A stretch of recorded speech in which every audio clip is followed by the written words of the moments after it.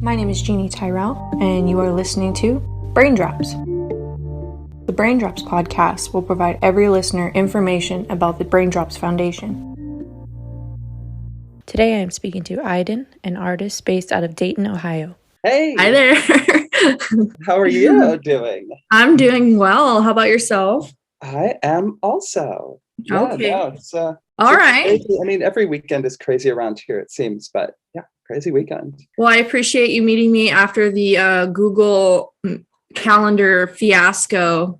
That's okay. I was looking at that. I was like, well, these are two very, very different time zones. They're like 8 time zones apart.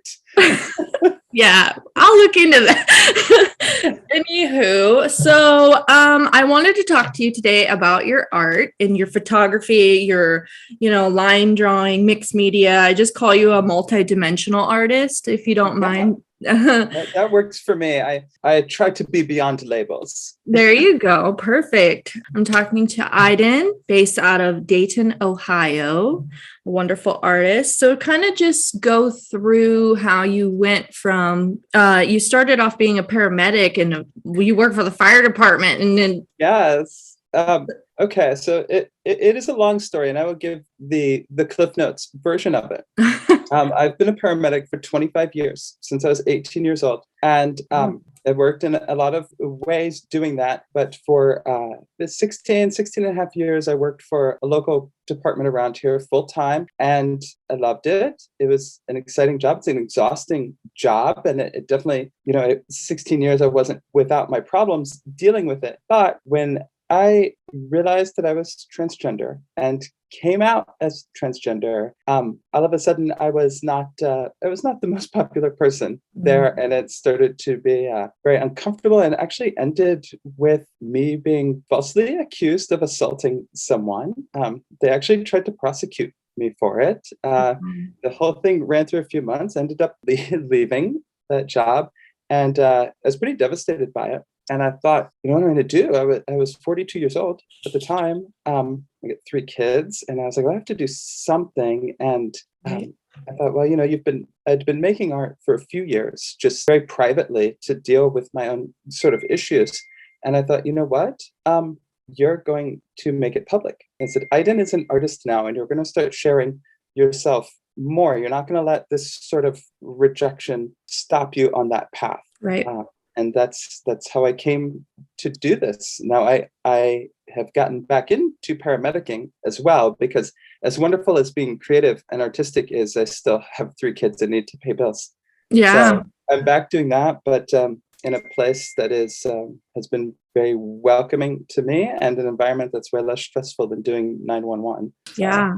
Well, it's a huge commitment to be a part of the paramedic, and, you're there for people in so many more ways than a lot of people who work 9-to-5 jobs really understand. So that's a huge commitment. And so I just thank you for what you're doing. And unfortunately, you were pushed out of it during a time in your life, and looks like you've overcome that. I was looking through your photography again, and I see these intense contrasts with lighting and color and sharp color.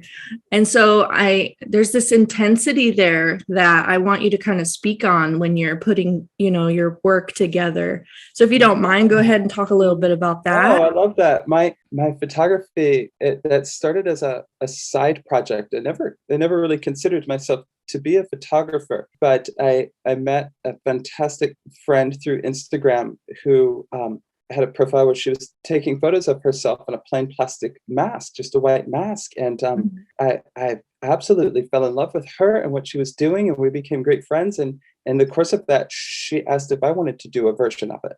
And she mailed me a mask like she was using. And I instantly knew this was going to be a way for me to really, really explore that dark part of me, almost as an alter ego or a shadow self, and to just kind of very explicitly share those feelings, as much as I was trying to do that through my drawing and my collage, that it wasn't landing hard enough. Right.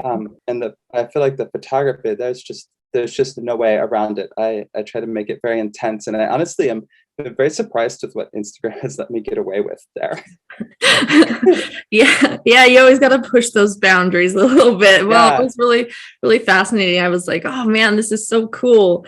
And I Yeah. also really, really like your line drawing work and your collage work. I was looking through that too. So what kind of brought you to that? I know I do collage work too, so I know it's got a thing with control, I would say, from what I do. Well, for me, I have a raging case of PTSD that was very, very much out of control maybe 6 or so years ago. And I, at the time though, I was very embarrassed to share anything about myself and very quiet. So I didn't tell anyone what was going on. And it had gotten so bad, I was cutting myself. I had an eating disorder that I developed. I was having flashbacks and hallucinating. I was losing it, but I felt like I couldn't tell anybody.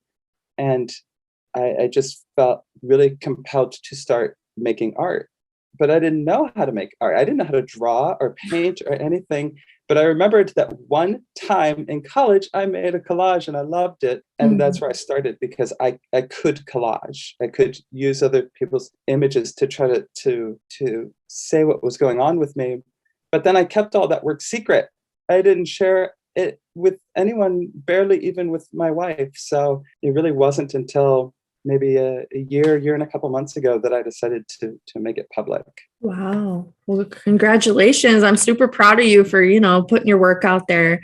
I myself, I'm very reserved when it comes to expressing myself, even with my animations. Not so much anymore, but just stuff I put out there. I think because I had a lot of criticism growing up, of course. I get the restraint. Yes. I grew up in a very artistic family. My mom was an art teacher. My dad was a jeweler. My sister went to art school. And my nature is, I was like, well, I'm not doing that. I'm going to do something totally different. And I just refused to make art all through my childhood. I didn't do anything. And I went to school. I actually went to college to be a pilot. Got into EMS through that to kind of pay for flight school. And by the end of it, I wanted to work as a medic and a firefighter. But I fought against that. And I think that when I did come to art, because I did it in a total vacuum, didn't show anybody, had no one to teach me what was right or wrong, I was able to kind of develop a unique style and also to kind of progress without having to deal with that sort of constant beatdown that people give to students. Right. And you so have when to I was fit ready, this mold. when I was ready, I could just jump out and people, maybe get the wrong impression that I just leapt out of the earth fully formed. But I was like, no, I was hiding in a cave until I was ready. Yeah. Literally. Yeah. Oh man. Okay. Well, I was looking online. Let's get a shout out to your website real quick. What's your website? Sure. My website is www.mynameisiden.com. mynameisiden.com. Yes, And you got my name is Iden is me across the board. It's my Instagram, my Facebook, my newspaper column, whatever you want. Hey, good. I'm happy to hear that. And so you also have an illustrated book of poetry that you've put together. I do, yeah. Hey, let's talk about that. It's called Black, White, and Red All Over. Okay. It's a little bit of wordplay, and I came to it because I find that is what I like to use when I draw, is mostly black, white, and red. And it was also a wordplay because nearly all of the poetry in there deals with self-injury and eating disorders. And I felt like those impulses stemmed from very black and white thinking that I was prone to, that there's a definite right and wrong in this world, and that somehow I had fallen to the wrong side of that. And it was very hard for me to deal with. So then I began to cut myself, and that's where the red came in. So it's kind of a play on that old joke with, black, white, and red all over. But this is like literally that's black, white, and red all over. And so that was the combination. I thought it referenced the material, the drawings, and was just kind of a clever wordplay. Okay. Well, it seems very fascinating. I want to check that out.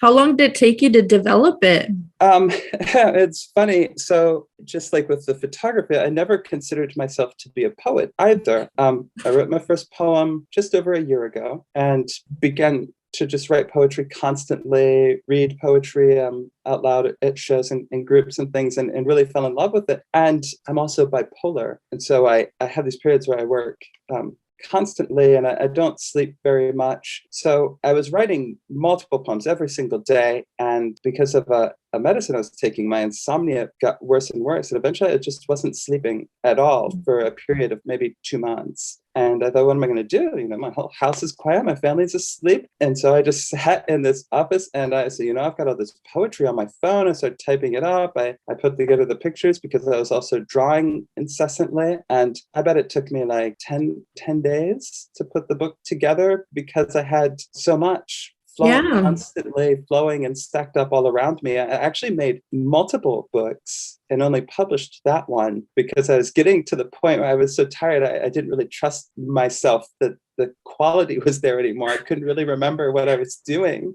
And in fact, I just got a rejection letter from a publisher maybe a few weeks ago. And I was like, did I submit something to you? And then I was going back in my mind. I was like, wait, maybe I do remember doing that. And then I found the files on there, and I put together a whole little 20-page thing and sent it out to them, but I barely remembered doing it. Oh, wow. Hey, but that's okay. Half my poetry comes as a surprise to me when I go back and read it. I was like, oh, this is good. Who wrote this? Who wrote this? That was good. Yeah. Well, that's great, though. At least, you took the effort. You kind of captured what was going on with you in that moment, and you put it together and you got it out there. And that's what I decided was that was what I was going to do from now on.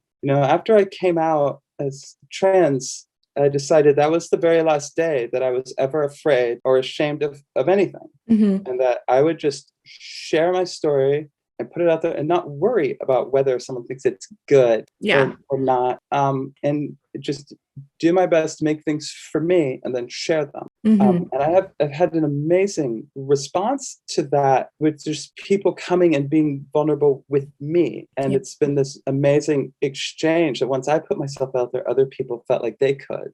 And that's become the whole point of my work. Wow. Wonderful. I'm so glad you've, reached this point in your life, because a lot of people don't get there. They just kind of stay in their little bubble and they don't reach this point. And I'm so happy for you. And I feel like it's such a tragedy. It's such a tragedy that they're so afraid of being criticized or being judged. But I don't understand that, because the people who would criticize and judge you are not good people, or they're not behaving in a good way. So why do you care what they think? Yeah. My response is, if bad people like what I'm doing, then I must be doing something wrong. And I need, so the more people criticize me, the more I feel like I'm doing the right thing. Exactly. Yeah. And you just apply it to your work and just keep on going. Well, I'm so happy to have met you and talked with you today. Well, I was listening to a few of your recent episodes, and I listened to when you did with Ethan Riddle. Yes. And I thought, I heard you introduce him, and I was like, well, that name sounds familiar. And when you said, he put together the Melon Factory magazine, I was like, I know the Melon Factory magazine. My drawings are in that issue of the Melon Factory magazine. So I was like, that's a small world. Yeah, he's very sweet. And he seemed very, very sweet. I'd never heard his voice before. We just exchanged over emails and stuff. Yeah. So I'm just kind of reaching out there, pulling artists when I can, and trying to just collect this tapestry of stories. So I'm happy to talk to younger people doing it and seeing that kind of response, because I'm going to be 44 soon, and I see like so much of my younger self in you guys, but like without the sort of limitations and baggage that came with my generation, where we were really taught you had to be away and you had to do stuff, and you guys can just like, I want to make a podcast, I'll go do it. I want to publish a book, I'll go do it. Whereas we're like, oh no, you need an agent. You need to do it the right way. And No, you do not. And that is what I've learned over the years. It's like, you have an idea, you just freaking do it. And who That's cares? right. There's no fear. The fear is gone. They try and keep the fear there, but it won't happen. I know. They do. They feel it. They feel that they're losing their authority. I love it. Yes. Okay. Well, it was fabulous and amazing talking to you today. I'm so happy. I know you now. You're amazing. All right. Well, thank you so much. Good luck with everything. But yeah. Thank you for listening to the Brain Drops podcast. Stay tuned for updates on our foundation, our guest speakers, and some interesting brain drops.